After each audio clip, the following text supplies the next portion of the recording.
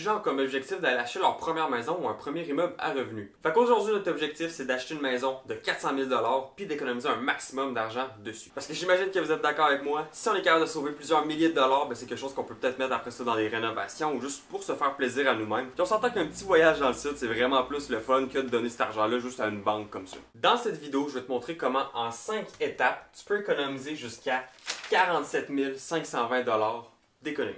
Je vais te montrer comment, à travers les bons outils et les bons professionnels, tu peux aller chercher ce montant-là qui a l'air vraiment énorme. On s'entend que 47 520 ça change énormément sur une hypothèque de 400 000 Donc, je vous montre comment faire tout ça dès maintenant. Fait que le premier point que j'aurais à vous apporter, ce serait d'utiliser un courtier hypothécaire pour négocier le taux d'intérêt. Fait qu'un courtier hypothécaire, qu'est-ce que ça change, le fait d'utiliser un courtier hypothécaire, plutôt que d'aller vers une banque, juste en général, la banque que tu connais le plus, par exemple BMO, Banque Nationale, Desjardins, peu importe, qu'est-ce que ça fait si tu vas plus vers un courtier hypothécaire? Pour mon exemple, on va prendre une maison de 400 000 Admettons que vous mettez 80% de mise de fonds, ça fait que vous auriez un prêt au total de 320 000 à payer auprès de la banque. Fait qu'il vous resterait 320 000 auprès de la banque parce que vous avez déjà, pour l'achat immobilier, mis 20% de mise de fonds, donc 80 000 On va pouvoir en parler un peu plus le détail tantôt. Une autre façon de sauver de l'impôt, c'est mon point un peu plus loin sur la mise de fonds. Fait que vous avez 320 000 techniquement de dette à une banque. Fait qu'on va voir c'est quoi la différence entre quelqu'un qui ferait 5% de taux d'intérêt parce qu'il est allé voir sa banque qu'il aime beaucoup ou quelqu'un qui fait 4,5% de taux d'intérêt parce qu'il y a une hypothèque qu'il a pu négocier avec un courtier hypothécaire. Donc pour le 5% sur l'hypothèque de 320 000 on paierait environ 1860 par mois. Fait que c'est quand même un bon montant. Maintenant, à 4,5%, on viendrait payer 1773 Fait que tout ça, c'est une différence de 87 par mois qu'on vient économiser. Je vous fais un petit calcul. Admettons qu'on prend 87 puis qu'on le multiplie par 12 mois, donc au bout d'un an, on aurait sauvé 1044 C'est quand même énorme, puis souvent, c'est des termes de 5 ans qu'on a avec les banques. Fait que si on fait le total, ça fait qu'au bout de 5 ans, on aurait sauvé 5220 J'imagine, vous êtes d'accord avec moi, 5220 juste pour avoir fait affaire avec un courtier hypothécaire, je pense que ça vaut la peine. Je dis ça de même, mais ça peut être un maudit beau voyage ou plusieurs petits voyages, c'est vraiment à votre guise. Mais ça peut être vraiment intéressant de sauver ça, ou même juste si vous voulez faire des rénaux dans la maison que vous achetez. Très bonne façon d'économiser. Fait que maintenant on passe au point numéro 2. En numéro 2, c'est de faire affaire avec un courtier immobilier. Le courtier immobilier, comment est-ce qu'il peut vous aider à sauver des milliers de dollars encore une fois? C'est assez simple. En gros, quand vous allez arriver pour acheter votre première maison, votre premier immeuble à revenu, ben, avant de faire l'offre d'achat, le courtier immobilier de 1, il va savoir un peu le prix du marché dans la région où vous êtes. Fait qu'il va déjà savoir, OK, en ce moment, vous essayez d'acheter une maison de, par exemple, 3 chambres à coucher, 2 salles de bain, par exemple. Ben lui, c'est déjà les maisons de 3 chambres à coucher, 2 salles de bain. Ils se vendent environ à combien dans votre région.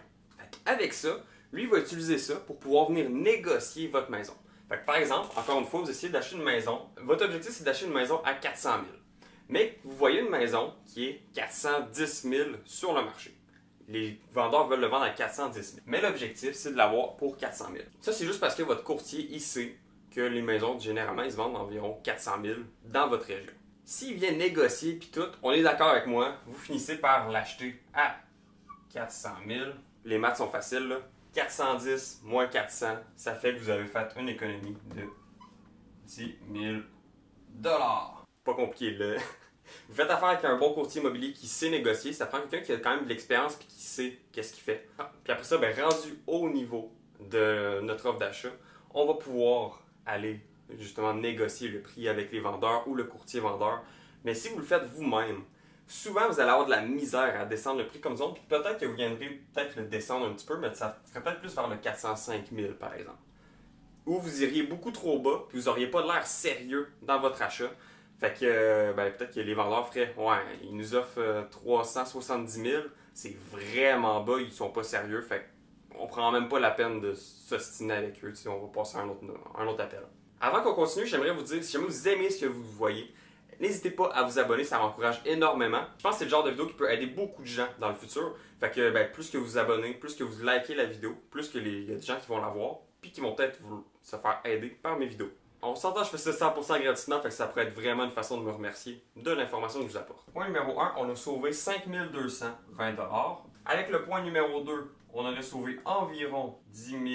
On va continuer à accumuler ça, puis on va voir à la fin de la vidéo combien qu'on aurait accumulé au total si on utilise les 5 points. Ok, le point numéro 3, c'est un point qui est quand même très important à prendre en compte. C'est un petit peu plus de calcul, mais c'est vraiment quelque chose qui peut faire sauver énormément. Mais ça dépend beaucoup de votre budget puis de votre façon que vous avez envie d'acheter votre première maison. Fait que c'est quoi ça? C'est la prime SCHL. C'est quoi la SCHL? En fait, c'est un assureur qui vient assurer les banques pour votre prêt. Fait que, en gros, de base, la mise de fonds obligatoire serait de 20% de mise de fonds. Fait que, à partir de 20%, les banques sont comme « Ok, super, je suis prêt à te prêter pour le reste de ton achat immobilier. » Si c'est 400 000, ben, tu paierais 80 000 pour, au final, avoir accès à ta maison. La SCHL, eux autres, ce qu'ils font, c'est qu'ils te permettent d'acheter à seulement 5% de mise de fonds si tu vas acheter dans la maison. Comme ça te permet d'acheter avec beaucoup moins d'argent, mais en contrepartie, il y a quand même certains frais qui viennent avec ça. Fait qu'en gros, qu'est-ce qu'ils viennent faire, la SCHL, c'est qu'ils permettent aux banques, ils protègent les banques au cas où que tu serais plus capable de payer ton hypothèque, ben ils vont venir protéger la banque dans ce cas-ci. Puis comment ça fonctionne? Admettons que tu viens mettre 20% de mise de fonds, ben tu n'as pas justement tout ce qui est des frais de la SCHL. Mais si tu mets seulement 5% de mise de fonds, tu vas avoir un 4% additionnel dans ton paiement hypothécaire que tu vas venir ajouter. Donc, je vais faire un premier exemple. Encore une fois, on va prendre notre maison à 400 000. Je pense que c'est quelque chose qui est quand même dans le range en général au Québec. Fait que notre maison à 400 000 $, on va venir faire deux scénarios. Fait que dans le premier scénario, on vient mettre 5% ou 20 000 $ de mise de fonds. Puis dans le deuxième scénario, on va venir mettre 20% ou 80 000 $ de mise de fonds. Fait que là, ça va vraiment dépendre en fait. C'est là que ça joue beaucoup. Est-ce que vous avez le budget pour un 80 000 $ pour vous sauver les frais ou vous avez seulement un plus petit budget? Mais en couple, souvent, un 20 000 $, ça peut s'accumuler quand même assez vite. Fait que c'est vraiment quelque chose qui est intéressant. Pour accumuler la mise de fonds plus rapidement, je vous conseille d'aller voir un conseiller financier. Si vous n'en avez pas un qui est déjà à votre titre, que vous avez déjà fait affaire avec lui, n'hésitez pas à aller dans la description. Vous allez avoir une couple de liens pour pouvoir venir me contacter. Puis on va voir ensemble comment on peut s'arranger pour atteindre justement le 20 000 ou le 80 000 plus rapidement selon ce que vous voulez. Donc la première grosse différence, ben, sur un 400 000, ici on paye seulement 20 000. Fait qu'il nous resterait 380 000 $ de dette envers les banques. Tandis qu'ici, on aurait seulement 320 000. C'est sûr que ça va venir beaucoup jouer premièrement sur le montant mensuel de base qu'on veut payer à l'hypothèque. Ici, en 25 ans, on va rembourser 320 000. Tandis qu'ici, en 25 ans, on va rembourser 380 000. C'est quand même 60 000 $ de plus qu'on va payer. La différence, c'est que le 60 000 ici, on le paye one shot. Tandis qu'ici, ben, on l'étale sur les 25 ans. Donc maintenant, on embarque sur la prime SCHL. Donc comme on avait dit, avec le 5%, on va avoir 4% de prime SCHL. Donc 4% du 380 000, ça fait 15 200 $ qu'on viendrait payer en prime SCHL. SCHL, c'est 0 $ parce qu'on a venu mettre 20% de mise de fonds. Donc qu'est-ce que ça veut dire? C'est qu'ici, notre hypothèque ne serait pas de 380 000, ça va être de 395 200 $. Donc en mettant 20% de mise de fonds, ben, au final, on se ramasse avec 395 000 $ à rembourser. Tandis qu'ici, ben, on a seulement 320 000 $. Fait que c'est quand même 15 000 $ qu'on vient payer en plus sur le long terme. Donc c'est vraiment pour ça, c'est pour sauver un 15 200 $ de plus qu'on viendrait mettre un 80 000 $ au lieu d'un 20 000 $. C'est quelque chose qui peut paraître très gros, 80 000 $, mais il y a moyen, si on met les efforts puis le temps, de l'atteindre. Puis ben, c'est sûr que si on fait ça, on vient s'économiser 15 200 $. Après, c'est vraiment une question de choix personnel. Ça dépend de chaque personne. Il y en a qui veulent avoir leur maison le plus tôt possible. Donc, c'est pour ça qu'il existe la solution à seulement 5% de mise de fonds. Fait que c'est vraiment de voir. Pour un immeuble à revenu, je dirais que c'est moins grave d'aller chercher le 5%, puisque souvent, ça va être vos locataires qui vont venir payer justement votre hypothèque. Fait que si vous êtes rentable, ben dans tous les cas, ben si vous n'avez pas plus d'argent à dépenser, c'est juste que vous allez avoir peut-être c'est juste que vous allez peut-être avoir un moins gros montant que vous allez recevoir à chaque mois parce que vous payez la SCHL. Parce que si vous auriez mis 80 000, ben vous ne payerez pas ça. T'sais. Je sais que c'est un paquet de chiffres. Si jamais vous avez des questions, n'hésitez pas à me les dire dans les commentaires. Ça va me faire un plaisir de répondre à 100% des questions qui vont être posées. Donc, avec le numéro 3, on viendrait économiser 15 200 OK, le point numéro 4, c'est une façon qui peut être bon pour vous dans certaines situations, mais des fois pas nécessairement. Fait que lui, il est à prendre avec des pincettes. Vous allez comprendre pourquoi je dis que c'est à prendre avec des pincettes un peu plus tard, mais c'est quoi? C'est la remise en argent, ou des fois on appelle ça le cashback. Fait que c'est quoi ça en gros? Si jamais vous allez acheter une maison, il y a certaines institutions financières qui vont dire OK, tu as acheté une maison, donc voici un retour en argent, ils vous donnent de l'argent cash au début de votre achat immobilier. À quoi cet argent-là peut servir? Ça peut servir à un peu tout. En fait, tant que c'est par rapport à votre achat immobilier, fait que ça peut être pour payer le notaire, les frais d'inspection, juste réaménager ou rénover votre immeuble, ou même juste l'ameubler en général. Ou même, tu peux payer tes frais de déménagement, tu peux payer plein de choses avec ça. C'est vraiment pour t'aider au début de ton achat immobilier. Fait que dans notre exemple, on va prendre un cashback, on va y aller plus au centre, on va prendre un 3%, parce que c'est quelque chose qui se fait quand même souvent. Donc on va reprendre notre maison à 400 000, puis là, on va remettre 20% pour venir sauver notre argent à l'étape numéro 3. Il reste 320 000 d'hypothèque. Ce 320 000-là, on va nous donner 3%. Fait qu'on fait 3% fois 320 000, ça va nous donner 9 600 $.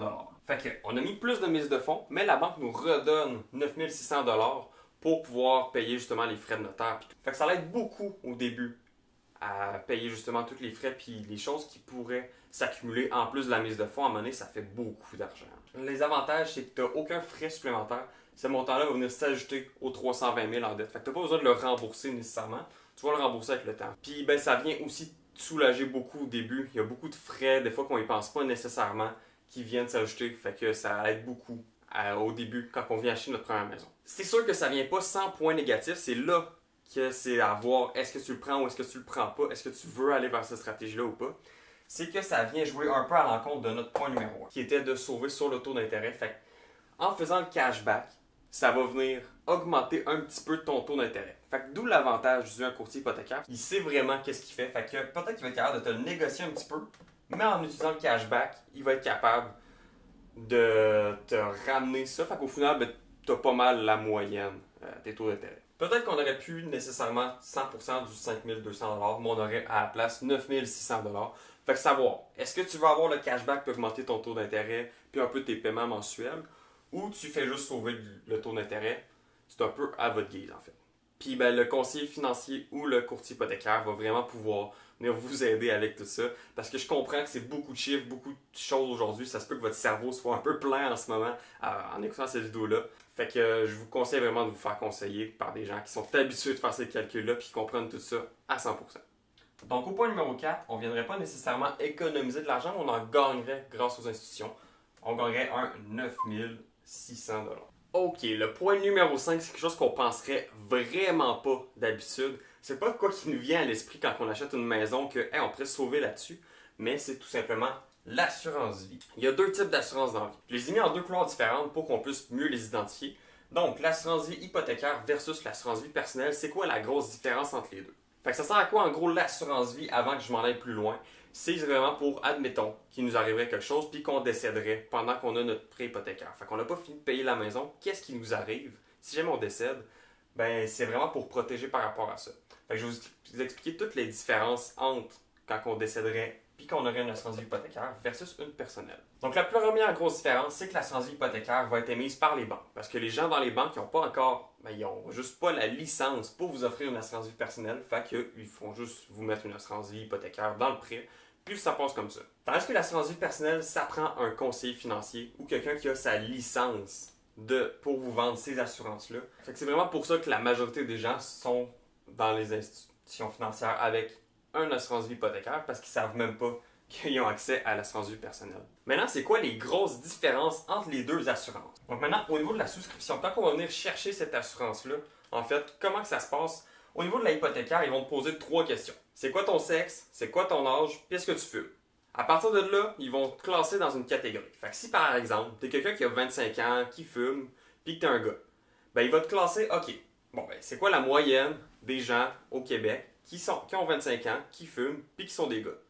Puis par rapport à ça, ben, ça va dire, OK, ces gens-là en général, ben, c'est des gens qui sortent beaucoup, qui vont peut-être faire plus de sport extrême, plus de ci, plus de ça. Fait que c'est des gens qui pourraient potentiellement être dangereux parce que c'est des gars de 25 ans qui fument. Fait que c'est vraiment par rapport à des standards qui vont décider le prix de ton assurance. Au niveau de la souscription, donc est-ce qu'on Donc, au niveau de la souscription, est-ce que ça va payer ou non? C'est assez simple. Au niveau de l'hypothécaire, ben, ça va être émis avec des standards. Donc, ils vont vous poser 3 questions. Est-ce que vous êtes fumeur? Est-ce que vous êtes un gars ou une fille? Puis, c'est quoi votre âge? À partir de là, ils vont mettre dans un standard, OK, les filles de 25 ans non fumeuses, ben, c'est des gens qui sont vraiment calmes, vraiment tranquilles en général. Fait qu'elles sont prêtes à se poser, sont prêtes à acheter une maison, ils veulent prendre la stabilité en général, les filles de 25 ans non fumeuses. Fait que à partir de là, ils vont vous classer en général par rapport à ça. Ce qui est à savoir, c'est qu'au niveau de l'hypothécaire, après avoir posé ce questionnaire-là, ils vont dire OK, parfait. Fait que ça va te coûter tant par mois. Puis le jour où malheureusement il arriverait un décès, si tu n'as pas fini de payer, ben à partir de là, on va décider est-ce qu'on paye ou pas. Fait que c'est vraiment après notre décès qu'ils vont décider est-ce qu'on paye ou pas. Fait que ça se peut que tu payes toute ta vie, tu sais même pas si ça va payer. T'sais. Tandis qu'au niveau de la personnelle, ils vont venir te poser un gros questionnaire sur tout ce que tu as fait dans ta vie. Est-ce que tu as pris de la drogue? Est-ce que tu prends beaucoup d'alcool? Est-ce que ta famille est en santé? Est-ce que toi, tu es en santé en général? Est-ce que si tu t'es claqué 4 cancers, ça se peut que ça coûte plus cher. Mais si tu es en parfaite santé, ça va coûter beaucoup moins cher. Fait que ça va vraiment être par rapport à ce questionnaire-là qu'ils vont décider, premièrement, est-ce qu'on te paye? Fait que eux autres, c'est vraiment fun. La personnelle, dès le départ, tu sais, ça paye ou ça paye pas. Si t'es pas accepté, t'es pas accepté. Puis en plus, ben, avec le questionnaire, ils vont savoir, OK, bon, ben, monsieur.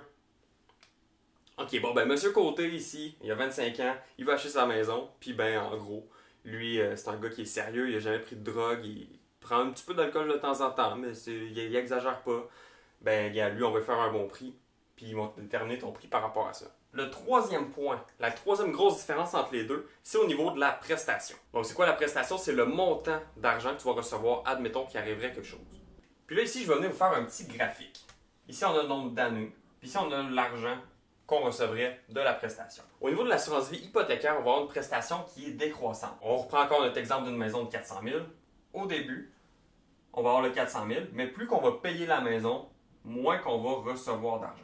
Fait qu'au final, c'est une prestation qui est décroissante. Donc, qu'est-ce qui arrive, c'est qu'admettons, 10 ans plus tard, il nous reste 200 000 à payer sur notre hypothèque, ben on va recevoir 200 000.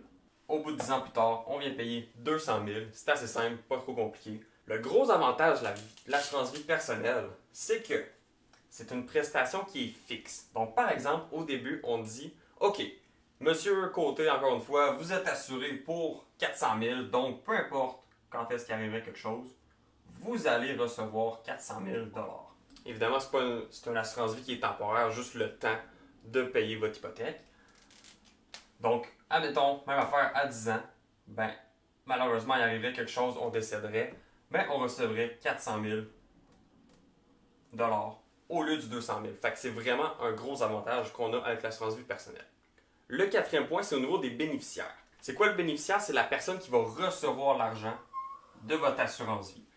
Donc, au niveau de l'assurance vie hypothécaire, encore une fois, c'est la banque qui vous l'offre. Donc, admettons qu'il arriverait quelque chose, ben, c'est pour rembourser votre prêt hypothécaire. Donc, la banque va se rembourser elle-même. Fait que c'est vraiment pour protéger la banque. Tandis qu'au niveau de la personnelle, ben, c'est vraiment votre famille. Vous pouvez choisir qui va recevoir l'argent. Fait que ça peut être votre femme, ça peut être vos parents, ça peut être votre frère, votre soeur, votre ami, votre partenaire d'affaires. Vraiment, vous pouvez choisir c'est qui, là. Bon, il y a quand même des limites, là. Vous ne pourriez pas mettre votre chien non plus. Mais il y a quand même vraiment une flexibilité là-dessus. Donc, hypothécaire, protège la banque, personnel, c'est votre famille. Mon dernier point, c'est au niveau du coût de l'assurance. Au niveau de l'assurance vie hypothécaire, c'est toujours plus cher que l'assurance vie personnelle. Fait que si je résume tout ce que je viens de vous expliquer là, l'assurance vie hypothécaire, c'est après le décès que tu sais est-ce que ça va me payer ou pas. Fait que tu n'es pas certain, ça se peut que tu payes longtemps pour au final que ta famille ne reçoive aucun argent, puis que ta maison ne soit pas payée. Ensuite de ça, les primes sont standards, ça veut dire que c'est pas par rapport à toi, c'est par rapport à la catégorie de gens dans laquelle tu fais partie que ça va déterminer combien tu payes. La prestation est décroissante, fait que plus que le temps avance, moins que tu reçois d'argent. Puis c'est pour protéger les banques et pas ta famille. Puis tout ça, ben, c'est toujours plus cher. Tandis qu'au niveau de la personnelle, tu le sais déjà d'avance, est-ce que ça va te payer ou pas. C'est par rapport à toi que les prix sont fixés. La prestation, tu vas recevoir toujours la même chose, peu importe à quel moment du contrat quelque chose malheureusement nous arriverait. Puis, au niveau des bénéficiaires, ben, c'est vraiment au choix, c'est la personne que tu veux qui reçoit l'argent. Puis après tout ça, ben, c'est moins cher. Mais combien d'argent est-ce qu'on peut sauver par rapport à ça? C'est sûr que ça va vraiment, encore une fois, vraiment dépendre de votre santé, votre âge, puis de beaucoup de facteurs. Mais généralement, on est capable de sauver entre 20 et 25 $ par mois, au minimum. Si on fait 25 $ fois 12 mois, ça vient nous donner 320 $ par année qu'on sauve, quand même, c'est beaucoup. Puis tout ça, c'est au bout de 25 ans. Hein. On s'entend que c'est pour protéger tout au long de votre hypothèque. Fait qu'au bout de 25 ans, vous aurez sauvé 7500 $. Fait que je sais pas si vous êtes d'accord avec moi, mais si vous sauvez 7500 $ sur votre hypothèque, encore une fois, pourquoi on le ferait pas? C'est pas si long à faire, puis ça vaut vraiment la peine. Puis ça, c'est une moyenne, le 25 $, il y en a qui sauvent beaucoup plus. Je dis ça de même. Puis ce qui est dommage par rapport à ça, c'est qu'environ 80 à 85% des gens qui ont une assurance vie hypothécaire au Québec. Fait que si jamais vous ou vos proches avez l'assurance vie hypothécaire, n'hésitez pas à les contacter encore une fois dans la description. Il y a tous les liens pour me contacter. Ça vaudrait vraiment la peine si vous pouvez sauver beaucoup d'argent. Ok, je viens de prendre tous les montants d'argent qu'on aurait sauvés à chaque étape. Puis ben, j'ai fait un petit calcul pour voir combien ça donnait. Fait qu'au final, si vous suivez tous ces conseils-là, on viendrait sauver environ 47 520 $ sur le long terme avec les stratégies que je viens de vous résumer. Fait que c'est quand même presque 50 000 $ qu'on viendrait sauver sur une seule maison. Fait que si jamais ça vous tente, les liens pour me contacter sont tous dans la description. Sinon, d'ici la prochaine fois, abonnez-vous. Puis si jamais vous avez des questions, dans les commentaires, shootez-moi ça, ça va me faire un grand plaisir de vous répondre. Fait que d'ici la prochaine fois, passez une très belle journée puis bon magasinage de la maison.